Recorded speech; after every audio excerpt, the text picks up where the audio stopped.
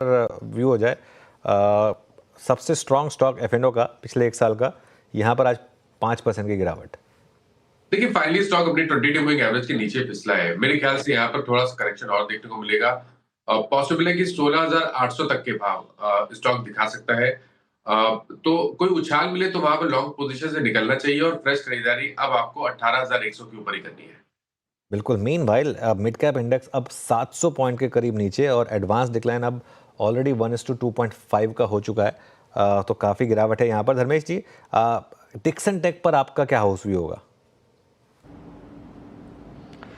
देखिए हाउस भी तो लॉन्ग टर्म के हिसाब से पॉजिटिव है। ऐसी जो बिकवाली आती है तो डिक्सन टेक, अब वैल्यूशन मल्टीपल अभी थोड़ी देर पहले ही मैंने बात की थी, उसके लिए अब बात रहता है या डिक्सन टेक्नोलॉजीज की कंपनियां, बिकॉज ईएमएस सेगमेंट अभी नेक्स्ट 3 इयर्स इंडिया के लिए तो बूमिंग सेगमेंट है। और जिससे गवर्नमेंट का नया इनिशिएटिव भी आ रहा है, वहाँ पर इनको बजट में मुझे लगता है कि काफ़ी और प्रावधान आएंगे जिसका फ़ायदा मिलेगा। तो 5-6% ड्रॉप हुआ है, थोड़ा वेट कर ले, मार्केट में वीकनेस हो सकता है 5-7% नीचे और आए। बट ये जो कॉल मैं अनुज जी आपको दे रहा हूँ, ये 3 से 5 साल के होल्डिंग के लिए, अगर कोई उसके लिए प्रिपेयर्ड है तो यहाँ से मुझे डर लगता है ये कंपनी। अनुज, इस वक्त हम निफ्टी पर, डेलो पर, निफ्टी बैंक पर, डेलो पर, निफ्टी आईटी में 250 अंक नीचे, करीब करीब मेरे ख्याल से 50 डे के नीचे। आप ट्रेंड को देखिए, आप सीएससी को देखिए, आप कैनफिन एलआईसी हाउसिंग फाइनेंस को देखिए, आप एफएमसीजी को देखिए।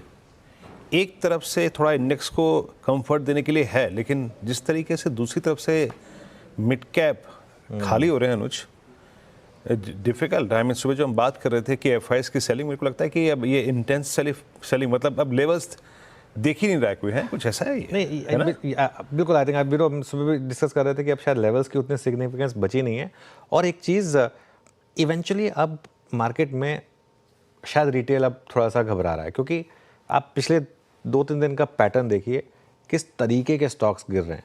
आज फॉर एग्जांपल जिस तरीके के स्टॉक्स गिरे हैं, वो स्टॉक्स हैं जिनमें रिटेल ने भर भर के पैसा बनाया है पिछले कुछ महीनों में, चाहे वो कल्याण ज्वेलर्स हो, चाहे वो डिक्सन टेक हो, चाहे वो ट्रेंट हो, चाहे वो एंजल वन हो, चाहे वो हुडको, पेटीएम हो, जोमेटो हो। जोमेटो एक और एग्जांपल हो सकता है। बॉम्बे स्टॉक एक्सचेंज, बीएससी एक और एग्जांपल हो सकता है। तो ये क्लियरली एक स्पेस है, मतलब जहाँ पर एक लग रहा है कि अब थोड़ा सा ये जो पैनिक है ये रिटेल का है। देखिए मैं एक चीज़ बताऊँ, हम शायद हो सकता है कि अब सबसे लास्ट वाले फेज़ से गुजर रहे हैं मार्केट की करेक्शन के, लेकिन नॉर्मली सबसे लास्ट वाला फेज़ ही सबसे ज़्यादा ब्रूटल होता है। और उसमें इस तरीके के प्राइस मूव्स आते हैं जिसमें इंडिविजुअल स्टॉक्स में एक दिन में आप 8-8, 10-10% का डैमेज देखते हैं, वो भी अच्छे स्टॉक्स में। मतलब ये जो भी जितने भी नाम मेंशन किए खराब स्टॉक्स नहीं है, सब अच्छे स्टॉक्स में आप इस तरीके का प्राइस डैमेज देखते हैं। और लेकिन ठीक है, निफ्टी और बैंक निफ्टी अभी भी कुछ क्रूशियल लेवल्स के ऊपर है। तो एक होप रहेगी कि सेकंड हाफ में शायद रिकवरी आ जाए लोअर लेवल से। कुछ साइंस दिखने शुरू हुए हैं, रिलायंस सपोर्ट कर रहा है, एक आधा और स्टॉक्स हैं वो सपोर्ट कर रहे हैं।